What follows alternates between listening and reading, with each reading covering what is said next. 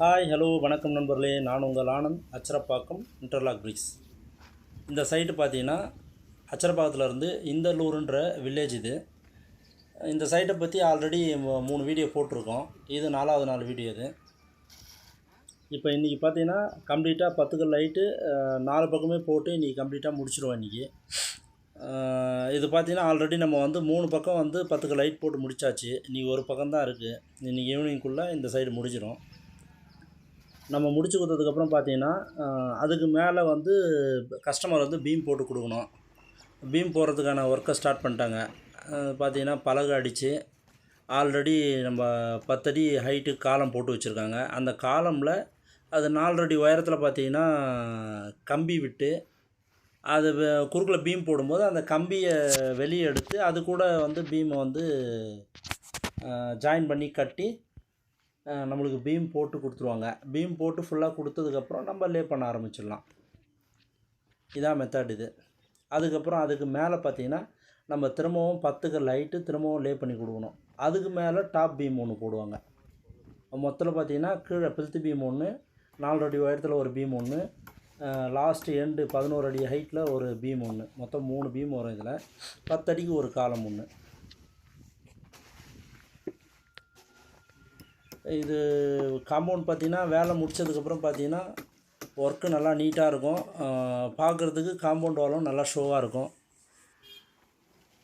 இப்போ நம்ம லே பண்ணிக்கிறத நீங்கள் பார்த்துட்ருக்கீங்க. காம்பவுண்ட் வாலில் நீங்கள் தண்ணி பிடிக்கிற வேலைன்றது கண்டிப்பாக இன்டர்லாக்கில் கிடையவே கிடையாது. நீங்கள் தண்ணி க்யூரிங் பண்ணோம் அந்த மாதிரி ப்ராசஸே கிடையாது. நம்ம ஒர்க் பண்ண இடத்துல ஒரே ஒரு அரைக்கல் இல்லை முக்கால் இல்லை கல் உடஞ்சிருக்கு அது மாதிரி எதனா இருக்கா பாருங்கள், எதுவுமே இருக்காது. ஏன்னு பார்த்தீங்கன்னா நம்மளுக்கு இன்டர்லாக்கில் வேஸ்டேஜ்ன்றதே வராது. இன்டர்லாக் அது மாதிரி தான் இருக்கும். வேஸ்டேஜ்ன்றது வராது. உங்களுக்கு க்யூரிங் ப்ராசஸும் இருக்காது. கரெக்டாக 10 கல் உயரம்னா 50 இன்ச்சு உங்களுக்கு ஷார்ப்பாக இருக்கும். டீப் லெவலுக்கு கட்டி போட்டோம்னா கரெக்டாக டீப் லெவலுக்காக வந்துடும். இப்போ பார்த்தீங்கன்னா நம்ம 10 கல் உயரம் 4 பக்கமே நம்ம போட்டு முடித்தாச்சு. இனிமேல் கஸ்டமர் ஒரு பீம் ஒன்று மேலே ஓட்டணும், கேட்டு வைக்கணும். இந்த ப்ராசஸ் தான்.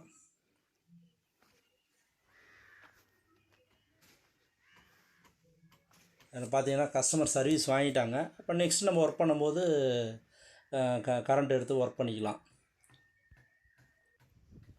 பீம் போட்டாங்க, பலகை அடித்து பீம் போட்டு பலகையும் பிரித்தாச்சு. நம்ம அடுத்தது லே பண்ணுறதுக்காக நம்ம பிரிக்ஸ் இறக்க ஆரம்பிச்சிட்டோம்.